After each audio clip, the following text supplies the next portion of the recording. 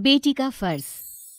प्रताप अपनी लाडली बेटी नेहा के लिए बेड टी लेकर उसके पास जाता है और अपनी बेटी से कहता है, अरे मेरी प्यारी सी बच्ची, चलो अपना चांद सा मुखड़ा अपने पापा को दिखाओ। तुम्हारे पापा तुम्हारे लिए बेड टी लेकर आ गए हैं। चलो चलो जल्दी उठो बेटा। गुड मॉर्निंग पापा, आप कितने अच्छे हैं, रोज मेरे लिए बेड टी लेकर आते हैं। चलो उठो, तुम्हें हॉस्टल भी जाना है ना। पापा कितनी जल्दी छुट्टियां खत्म हो गई, मुझे ना आपको छोड़कर जाने का मन ही नहीं कर रहा। मुझे पता है बेटा, पर पढ़ाई सबसे पहले। चलो अब जल्दी से उठो, नहीं तो लेट हो जाओगी। और जल्दी से अपनी चाय खत्म करके रेडी होकर नीचे आ जाओ। अपने पापा की हाथ की बनी हुई चाय पीकर नेहा जल्दी से अपने हॉस्टल के लिए रेडी होकर नीचे आती है। पापा के पैर छूती है और गले लगते हुए कहती है, पापा आप भी साथ चलो ना। अब मेरी बच्ची डॉक्टर बनकर ही वापस आएगी, और जब मेरा मन किया करेगा ना, तब मैं तेरे हॉस्टल आ जाऊंगा तुझसे मिलने के लिए, ठीक है? हाँ। इतना कहकर नेहा अपना बैग उठाकर हॉस्टल के लिए निकल जाती है और वहीं अब पढ़ाई करने लग जाती है। ऐसे ही कुछ समय बीत जाता है। एक दिन उसकी मुलाकात मोहन नाम के लड़के से होती है। मोहन भी डॉक्टरी की पढ़ाई कर रहा होता है। देखते ही देखते उन दोनों के बीच काफी अच्छी दोस्ती हो जाती है। वो पूरा समय साथ बिताते, बातें करते रहते। एक दिन नेहा मोहन से कहती है, मोहन हमें शायद अब नहीं मिलना चाहिए। मैं यहाँ पढ़ाई करने आई थी, लेकिन तुमसे दोस्ती हो गई और हम दोनों की दोस्ती कुछ ज्यादा ही आगे बढ़ रही है। मुझे अपने करियर पर फोकस करना है। प्लीज तुम भी अपने करियर पर फोकस करो और मुझे भी करने दो। पर नेहा, पढ़ाई से हमारी दोस्ती का क्या लेना देना? हम पढ़ाई कर तो रहे हैं और हमारी दोस्ती एक जगह है। नहीं मोहन, अब हम एक दूसरे से बात नहीं करेंगे। नेहा की ये बात सुनकर मोहन चुपचाप वहाँ से चला जाता है। ऐसे ही कुछ दिन और गुजर जाते हैं, जिसके बाद मोहन नेहा के पास आता है और कहता है, नेहा मैं तुमसे बहुत प्यार करता हूँ और मैं तुमसे शादी करना चाहता हूँ, और इसीलिए मैं तुम्हें अपनी माँ से मिलवाना चाहता हूँ। मोहन मैं क्या नेहा, मुझे पता है तुम भी मुझसे प्यार करती हो, फिर दिक्कत क्या है? मोहन मैं तुमसे प्यार करती हूँ, लेकिन मैं यहाँ पहले अपने पापा का सपना पूरा करने आई हूँ, और वैसे भी पापा लव मैरिज के अगेंस्ट है। मैं चाह कर भी तुमसे शादी नहीं कर सकती। नेहा तुम उस चीज की टेंशन मत लो, हम लोग तुम्हारे पापा को मना लेंगे। इतना कहकर मोहन और नेहा अपनी पढ़ाई करने के लिए अपनी क्लास में चले जाते हैं। अगले ही दिन नेहा के पिता प्रताप नेहा से मिलने के लिए उसके हॉस्टल आते हैं, जहां वो नेहा को मोहन के साथ देखते हैं और बिना उससे बात किए वहां से चले जाते हैं। घर वापस पहुंचते ही प्रताप मोहन के बारे में सारी जानकारी निकलवाते हैं और प्रताप को नेहा और मोहन के बारे में सब कुछ पता चल जाता है। वहीं दूसरी तरफ नेहा की दोस्त प्रीति नेहा से कहती है, अरे नेहा, मैंने तुम्हारे पिता को देखा था, तुमसे मिलने आए थे क्या? क्या मेरे पापा यहाँ आए थे और बिना मुझसे मिले चले गए? नेहा को कुछ डाउट होता है। अब 2 दिन बाद नेहा अपने घर जाती है और पापा से मिलती है, जहाँ उसके पिता उसको देखकर कहते हैं, नेहा वो लड़का कौन था तेरे साथ? कौन सा लड़का पापा?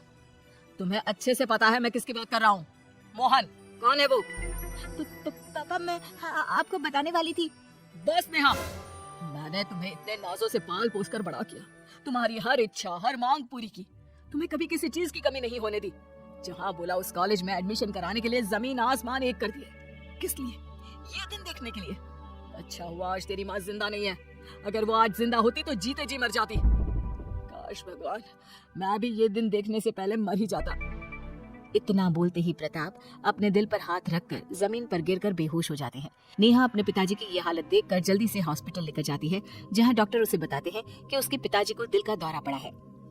ये सुनकर नेहा हक्की बक्की रह जाती है। ये मैंने क्या कर दिया?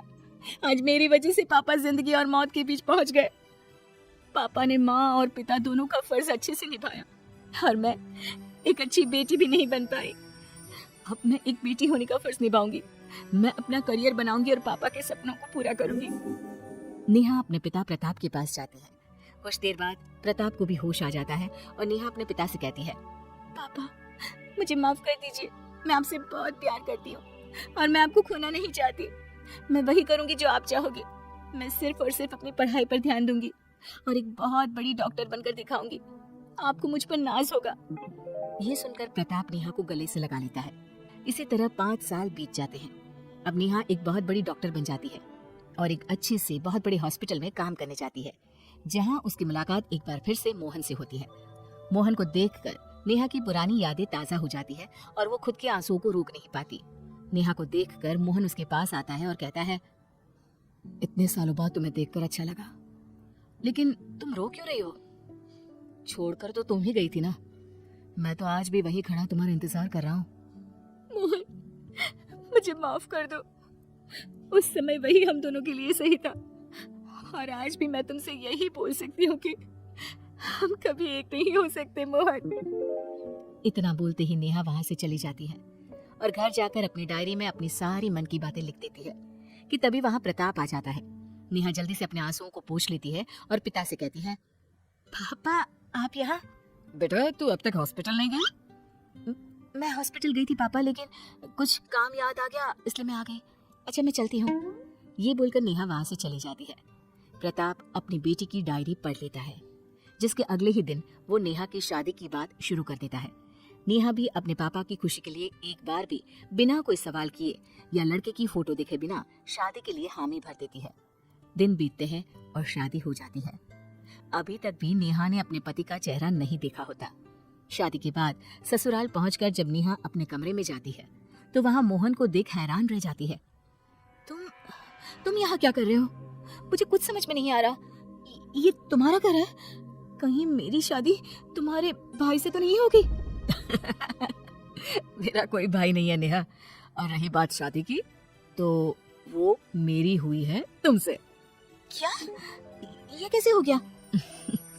जिस तरह तुमने अपनी बेटी होने का फर्ज निभाया, उसी तरह जब तुम्हारे पिताजी को पता चला कि हम दोनों आज भी एक दूसरे से कितना प्यार करते हैं, तो वो हमारे प्यार के आगे झुक गए और खुद आकर उन्होंने ये रिश्ता पक्का कर दिया और हम दोनों की शादी करवा दी। और तुम्हें कुछ भी नहीं बताने के लिए उनसे मैंने ही कहा था। क्यों, लग गया ना झटका?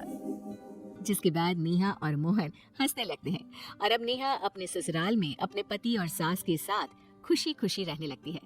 प्रताप भी अपनी बेटी की खुशी में खुश रहते हैं।